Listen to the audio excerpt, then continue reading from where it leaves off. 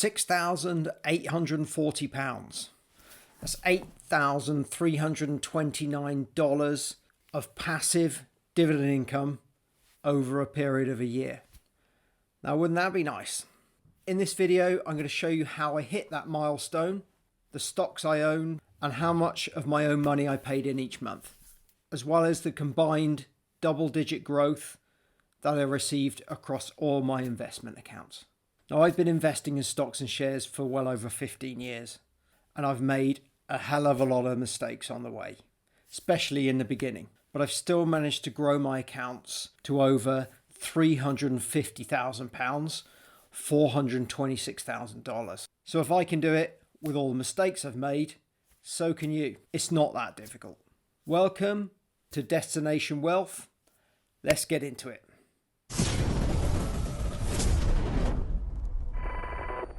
Why dividend stocks? Well, I just love the fact that every month I get paid passive income for not really doing anything.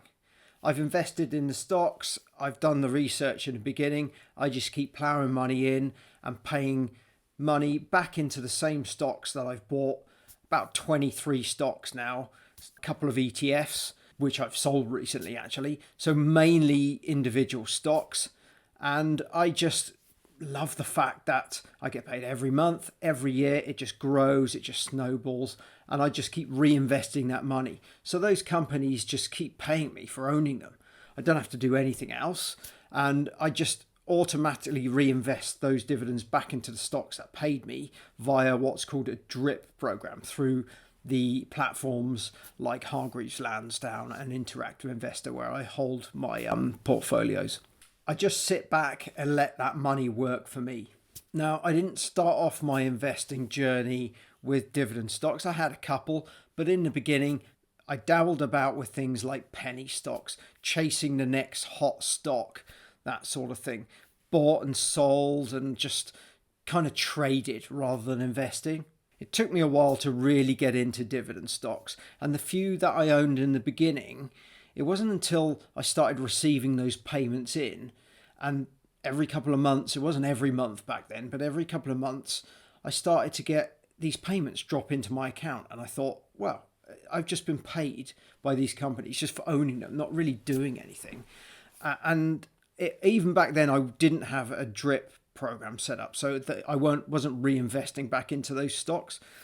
I was just letting it drop into my account and spending it generally.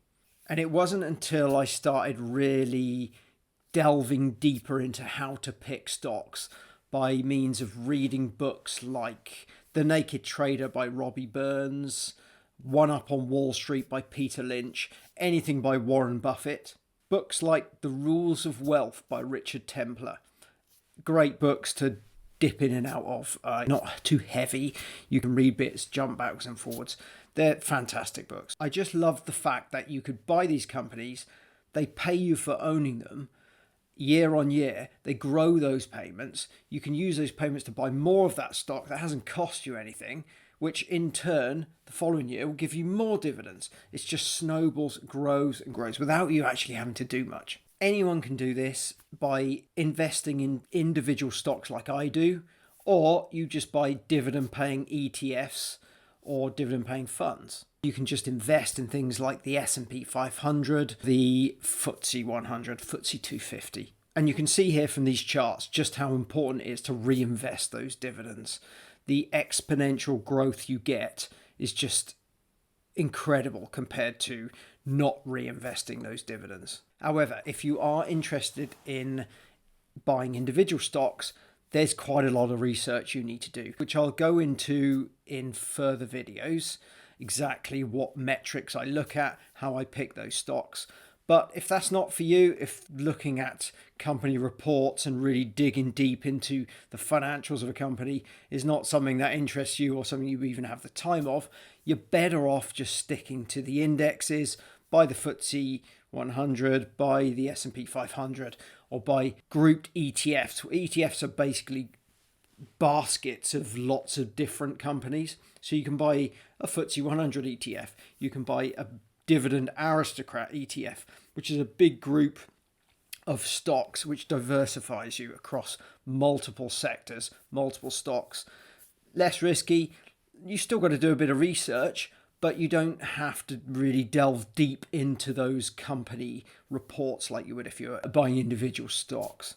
I tend to invest into stocks with a minimal market cap of about 50 million. That's on the low side, right up to things like Shell, which has a market cap of around 168 billion, and Ashtead at 23 billion. I also own a couple of US stocks, Apple and Disney, obviously huge companies. The main thing is I always reinvest those dividends. It comes into the account and Hargreaves Lansdown or Interactive Investor automatically buy me more shares of that same company, which in turn brings me more dividends the following year. Today we'll look at my Sipp with Hargreaves Lansdown and my Interactive Investor ISA over a period of 1 year. Stick around to the end though, because what I'll do then is reveal my whole portfolio group, which will be my Sipp, my ISA, my company pension, and a small amount of crypto. And we'll see just how much further on I am from that £250,000 milestone I hit a few years back. But before we go any further, I'd just like to remind you that this is not investment advice. It's just my personal journey. It's for entertainment. It's for you to see exactly what I've done, the mistakes I've made. Hopefully you can avoid those. And just a bit of entertainment, really, just to see how someone with a regular job who's not a financial advisor, who's not got a Lamborghini on the driveway, but is doing pretty well investing in individual stocks and dividend investing. If you want to get into this and you're serious about it, find a financial advisor. This is just for entertainment purposes only. Okay, so first let's look at my dividend investing history, starting from 2012, when I first started receiving dividends, right up to 2022, and how much they paid me over that 11-year period. So in 2012, you can see I received a paltry £135 in dividends for the whole year. But by the end of 2022, this had ballooned right up to £5,108 in the year in completely passive income. That's an increase of 3,683%. And the monetary amount over the 12 years that I got from dividends was £18,863 just for owning the stock. All of that was reinvested into the stocks that paid them, increasing my holdings essentially for free. And this then shows you the monthly average if I took the whole year's payments, divided them by 12, from 2012 right up to 2022, that full 11-year period. And you can see that it started off at £11 a month. The average was £11 a month in 2012, right up to £425 a month in 2022. For 2022, I was pretty much getting paid £425 every month for not doing anything, which was just growing every year and buying me more stock. Let's now have a look at that year. I hit £6,840 or $8,329 for one whole year. This was in 2023. I hit a few milestones that year. So what I'll do first is I'll show you the Sipp and the ISA individually, so you can see the growth in each of those for the year and how much they paid me each month. And then I'll combine the two together. And then at the end of the video, I'll show you all of my investments and the growth that I've received in all of those. Here we see the monthly payments I received in my stocks and shares ISA for the year. Payments in pretty much every month except for April, and the largest being in August of £297.50. Total income for the whole year in the ISA was £1,770, which was a 25% increase in the dividends I received in 2022. The next slide, we can see here are the monthly payments received in my Hargreaves Lansdown Sipp for the whole year of 2023. Payments every month, and a superb month of payments back in February. Just shy of £1,000 at £911.38. I was getting close to that £1,000 monthly milestone from one account there. Total income just in the Sipp for the whole year was £5,069, which was a 37% increase on the previous year in that Sipp. Next, we'll have a look at the combination of the two accounts and the increase from the beginning of the year right up to the end, and what they both paid me combined. So the largest month, which you could probably guess, was February, cracking that £1,000 per month glass ceiling at £1,047.26. From January through to December, I received dividends in every month, and some months were pretty small, whereas others were fantastic and far more than I'd received in any other year prior to that. I was really happy to be receiving payments every single month, passively. So you're probably wondering how much I had invested in my Sipp and my ISA combined and individually to receive these sort of payments throughout the whole year. Let's have a look.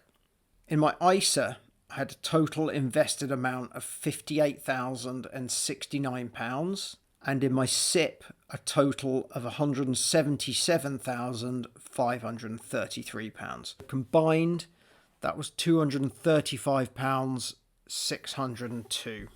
The combined total dividend income for that year was £6,840. Divided by 12 was the equivalent of £570 per month. Getting really close to another milestone I'm really pushing for, which is £1,000 a month. My monthly contributions across both accounts was an average of £1,250 per month, which equated to £15,010 for the whole year. The increase in dividends for 2023 compared to the previous year was 33%. I was invested in 20 stocks, most of those UK, a couple of them US, 2 ETFs, and 1 fund. All of those are Apple, Diploma, Shell, B&M, Begbie's Trainer, Ecora, TriFast, Ashted, Disney, Watkin Jones, Marshalls, Games Workshop, Spider Dividend ETF, Avon Technologies, Discover IE, Ideagen, VFEM ETF, Greg's, IMART, XP Power, Gore Street Energy Storage Fund, and Keyword Studios. As of today, when I'm filming this, I still own most of those. I've got rid of the 2 ETFs, and there's a couple of additions since then. Here are some of the stocks I owned in the Sipp and the dividends they paid me throughout that year. Most of them paid me twice a year, some like Shell, for example, 4 times a year. So what I've shown you so far is only really part of the story. It's the Sipp and the ISA. Next, we'll have a look at all my portfolios over a 13-year period and see how I've done. So from 2011 to 2023. So here we are, the performance of all my investments over that 13-year period, 2011 to 23. That includes my Sipp, my friend's Provident company pension, my ISA, and a small amount of crypto. In 2011, you can see my total savings were $29,653, most of which was a pension, to be honest. Grew right up to $274,187 in 2023. In 2017, I had a fantastic year. I invested a total of $12,486 of my own money from a bank account, and I had a 27% increase in growth. Excluding those contributions, £20,000 was just the increases, dividends and capital appreciation for the year. It took me 7 years to reach that all-important £100,000 milestone from the £29,000, but then only another 4 years to make more than double that to 249, just shy of 250,000 in 2021. 2017 to 2019 was quite nice, steady average growth rate of 15% a year. That's excluding my contributions. That's just dividends and capital appreciation. So we had a flat line in 2019, 2020 for obvious reasons. We all know why. And then in 2021, I had a superb year with an increase of 40%. And that 40% was excluding the contributions that I put in myself, just capital appreciation and dividend increases. And that equated to a monetary gain of £67,000 in just 1 year. Excluding my own contributions, from when I started dividend investing right up to 2023, I've had an average yearly compounding increase of 12%. That's excluding contributions. That's just capital appreciation and dividends. And 2023 was when I hit that milestone of reaching over £1,000 in passive dividend income in 1 month. So my investments really started to grow quickly once I reached that £100,000 milestone that everyone talks about. In my experience, it is true. So if you can see how, why, and what stocks I was invested in and how that exactly happened and what it looked like in real terms, check out this video next.